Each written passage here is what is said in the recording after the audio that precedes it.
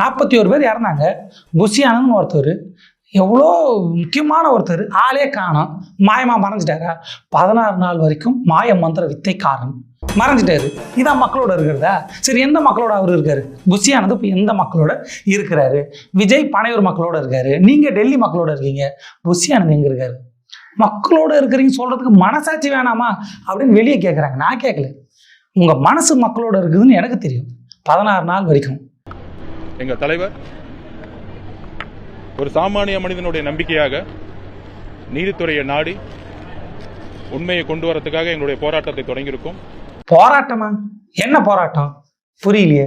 16 நாள் அமைதியாக இருக்கும் போராட்டம், காரியம் முடியும் வரை உண்மை சொல்லாத போராட்டம், அப்படி வச்சுக்கலாமா? பேஸ்கெட் பால் விளையாடும் போராட்டம், அதுவும் டெல்லியில்.